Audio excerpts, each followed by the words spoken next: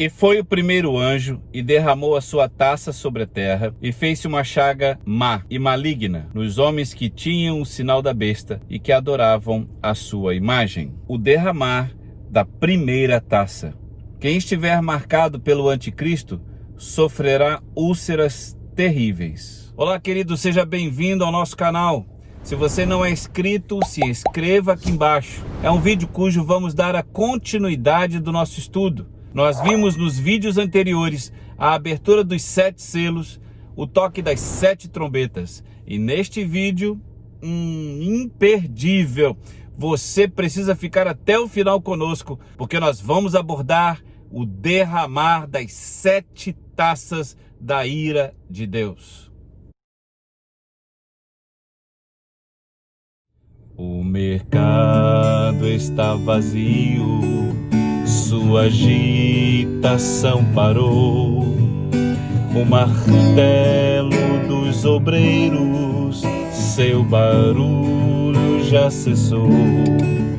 Os ceifeiros lá do campo terminaram seu labor, toda a terra está em suspense, é a volta do Senhor. O rei está voltando, o rei está voltando, a trombeta está soando, o meu nome a chamar. O rei está voltando, cante comigo, querido. O rei está voltando, aleluia. Ele vem me buscar.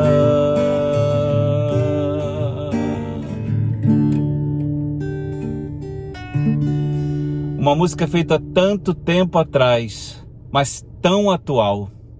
O mercado está deserto. Quantas empresas fecharam ao longo desses últimos meses? O martelo dos obreiros cessou. Quantas máquinas estão paradas a esta hora porque não há mais empregados? Os ceifeiros lá do campo terminaram seu labor. Quanta comida está faltando nas mesas do mundo inteiro?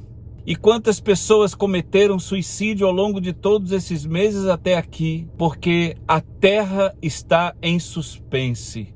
Ó, meu amado irmão, não perca mais tempo. Esta é a hora de voltar para o Senhor Jesus. Não deixe para amanhã, porque é hoje o dia de aceitar o Senhor Jesus. Abandone os seus pecados de estimação e abrace aquele que pode lhe ajudar. E o nome dele é Jesus.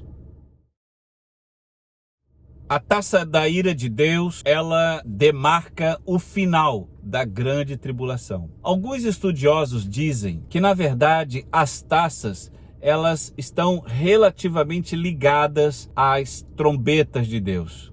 Tanto que nós vamos ver algumas coisas muito semelhantes com a taça. Alguns eventos que nós vamos ver no derramar das taças que se assemelham demais às trombetas. Por isso, alguns estudiosos dizem que esses dois eventos não são separados. Pelo contrário, trombeta e taça são eventos semelhantes que apenas o apóstolo João colocou como denominações diferentes. Ora trombeta, ora taça. Mas a despeito desta visão teológica e dessa interpretação, nós temos que entender que são grandes eventos que vão acontecer no fim da grande tribulação. E repito mais uma vez, que sendo um pré-tribulacionista, creio que a igreja não estará mais aqui. Creio que esse evento é para os judeus se converter, porque ele tem uma grande prestação de conta com Jesus, visto que ao longo desses últimos 2000 anos, ele tem negado que Jesus Cristo é o Messias. Olha que interessante. Nos vídeos anteriores, nós falamos sobre a marca da besta. Nós chegamos a uma conclusão, e é pessoal, que a marca da besta é o sistema monetário. Até porque a Bíblia diz que sem ele você não pode comprar e nem vender. Olha como será difícil esse momento. Os seus filhos passando fome dentro de casa, os pais naturalmente vão se render à marca da besta, porque é necessário que haja alimentação. A não ser que fujam para os montes, a não ser que tem a sua própria subsistência, o que não é comum para tanta gente. Então, aqueles que se submeterem a este processo, elas receberão de Deus uma praga. E a praga é úlceras malignas. A pele vai começar a inflamar e grandes bolhas sairão dela. É o processo da ira de Deus. Eu disse para você no vídeo anterior que se nós estávamos impressionados com o que Deus havia feito com os selos e com as trombetas, nós ficaríamos realmente pasmos com o que o poder de Deus há de fazer com a raça humana dentro da grande tribulação. E o segundo anjo derramou a sua taça no mar, que se tornou em sangue como de um morto, e morreu no mar toda a alma vivente. Apocalipse 16, versículo 3. O derramar da segunda taça. Todos os seres marinhos morrem. Eu acredito aqui que é uma questão de interpretação. Mas o que me parece é que quando é tocada a trombeta e que um grande monte é lançado no mar, a Bíblia diz que uma parte dos seres marinhos perecem, enquanto aqui no derramar da taça são todos os animais. Você já deve ter visto essa cena que eu vou colocar à frente.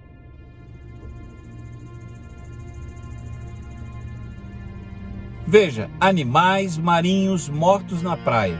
É insuportável o cheiro desses animais mortos na praia.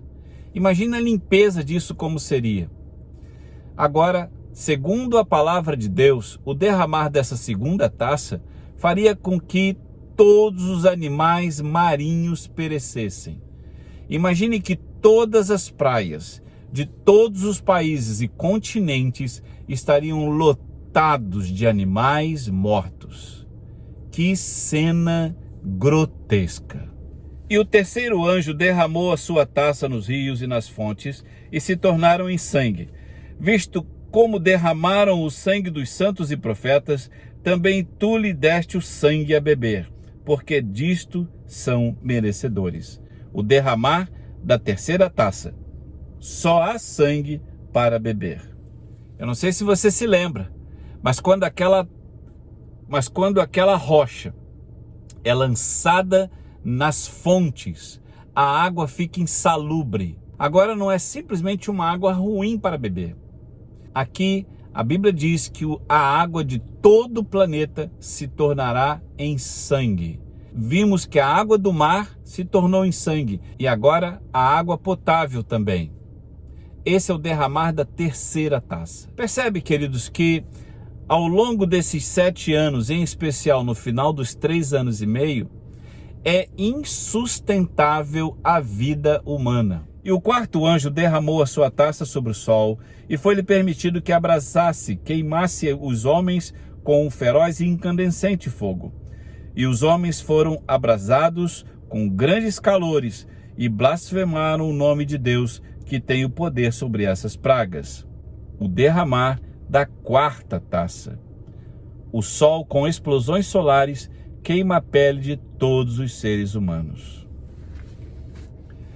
Olha que coisa impressionante. Eu tenho certeza que você não vai participar disso. A igreja do Senhor não vai participar disso. Isso não tem um propósito com a igreja. Mas para todos que rejeitaram o nome do Senhor, receberão essas pragas. Você já imaginou sair de casa, ir para a calçada, ir para a rua, e se o sol batesse no seu braço, ele imediatamente ficaria queimado como se você tivesse exposto ao fogo? É impressionante este momento, mas é uma realidade para o que a palavra de Deus diz. As pragas que são derramadas sobre o planeta são sem precedentes. O sol irá aquecer. Durante essa quarta taça, o processo está quase terminando dos 7 anos. As testemunhas são mortas. Em Apocalipse 11, versículo de 9 a 12, diz que quando acabarem o seu testemunho, a besta que sobe do abismo lhes fará guerra, e os vencerá e os matará. E subirão ao céu em uma nuvem, e os seus inimigos os viram. Logo após a morte das duas testemunhas, a terra treme fortemente, um grande terremoto. Em Apocalipse 11, versículo 13 diz: "E naquela mesma hora houve um grande terremoto, e caiu a 10ª parte da cidade, e no terremoto foram mortos 7.000 homens, e os demais ficaram muito aterrorizados." É provável que a Bíblia esteja falando de Jerusalém. A cidade teve um grande terremoto, houve morte de 7.000 homens e os outros ficaram aterrorizados. Eu vejo aqui simplesmente o braço de Deus se movendo a favor das duas testemunhas que passaram todo esse período pregando o evangelho para os judeus e para os gentios, por que não? O fato é que a besta os vence. E quando isso acontece, a Bíblia diz que eles são mortos e em seguida ressuscitados e vão para o céu em uma nuvem. E o importante é perceber que Deus faz isso na frente de todos. Não é maravilhoso isso? E o 5º anjo derramou a sua taça sobre o trono da besta, e o seu reino se fez tenebroso, mergulhado em trevas, e eles mordiam as suas línguas de dor. Apocalipse 16, 10 e 11. Deus lança escuridão sobre o reinado do anticristo. O derramar da 5ª taça. Como eu falei, estamos chegando ao final dos 7 anos. Deus começa a aplicar a justiça não simplesmente aos homens agora, mas em específico ao anticristo que reinou por este período. Nós cremos que o poder de Deus há de se revelar aqui de maneira agora mais do que nunca. Porque como é chegado o final dos 7 anos, todas as pessoas que conseguiram sobreviver ao longo deste período, elas reconhecerão que Jesus é o Messias. Esta é a praga com a qual o Senhor castigará todas as nações que lutarem contra Israel. Sua carne apodrecerá enquanto estiverem ainda em pé, seus olhos apodrecerão em suas órbitas e a sua língua apodrecerá dentro de suas bocas. Zacarias 14, versículo 12. Mesmo ainda em vida, suas línguas e seus olhos apodrecem. As pessoas apodrecem em vida. Uau, que impressionante isto aqui. Não sei se você se lembra, mas no vídeo anterior nós falamos que as pessoas irão procurar a morte, mas não encontrarão. Nós estamos aqui ainda dentro deste período de 5 meses. As pessoas estão tentando se matar, elas estão desesperadas, a depressão, a angústia é gigante e os corpos não morrem. Olha que incrível isso aqui. Você já imaginou? É exatamente o que nós vemos na TV quando os filmes tratam de zumbis. São pessoas mortas, mas estão vivendo ainda. Mas o detalhe, o que é importante você perceber, que não são todas as pessoas que vão passar por isso, mas aqueles povos que não só rejeitaram Jesus, mas que também estão lutando contra Israel. Povos que estão se unindo para a grande batalha. A Bíblia diz que esses povos, essas pessoas, começarão a apodrecer em vida. Então você me perguntaria, mas como, pastor? Se os povos estão apodrecendo, como eles lutarão na guerra do Armagedon? Aqui há um grande mistério, mas eu creio que o diabo vai fazer uma grande coisa aqui e vai levantar essas nações de novo. De alguma forma, elas terão força, porque os demônios estarão agindo como nunca. A fúria de Satanás está à flor da pele, se podemos dizer assim.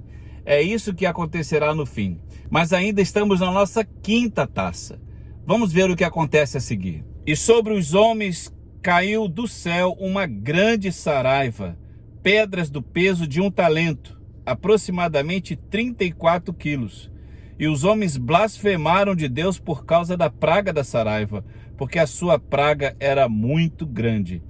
Apocalipse 16, versículo 21. Chuvas de pedra com cerca de 34 quilos caem sobre todos os habitantes da terra. Então o que acontece aqui é que Deus continua agindo através das suas pragas. e o massacre é gigante. Mas não para por aqui.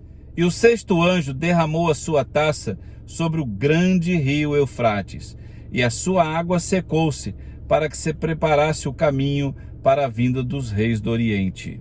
O derramar da sexta taça, a invasão de Israel por terra, os reis do Oriente. Estamos finalmente chegando no fim dos 7 anos. Aqui está faltando apenas, quem sabe, algumas horas para finalizar esse período. Porque o rio Eufrates tem um grande papel neste momento. Ele precisa secar. E, como eu já mostrei nos vídeos anteriores, isso já vem acontecendo ao longo dos últimos anos. O rio Eufrates está com um volume de água extremamente pequeno. Qual é o propósito de Deus ao secar o rio Eufrates? É porque os reis do Oriente, os líderes dos países que estão ao oriente de Israel, eles virão na tentativa de destruir Israel. Este é um ponto importante, porque por terra isso só seria possível se o rio estivesse seco. E o sétimo anjo derramou a sua taça no ar, e saiu grande voz do templo do céu, do trono, dizendo: está feito. E houve vozes, trovões, relâmpagos e grande terremoto, como nunca tinha havido desde que há homens sobre a terra. Tal foi este grande terremoto. Apocalipse 16, versículos 17 e 18. De repente vem um terremoto de escala mundial sem precedentes, com trovões e relâmpagos. Está feito. Essa passagem me lembra muito quando Jesus Cristo está na cruz, porque ele fala exatamente esta frase dizendo: está consumado. Uma grande obra se finaliza. A obra de salvação se finaliza na cruz, quando Jesus Cristo diz que está consumado. E aqui nós ouvimos do céu, do trono. É bem provável que é o próprio Jesus Cristo repetindo esta frase mais uma vez: está consumado. Está terminando o período da grande tribulação. E este evangelho do reino será pregado a todo o mundo em testemunha a todas as nações, e então virá o fim.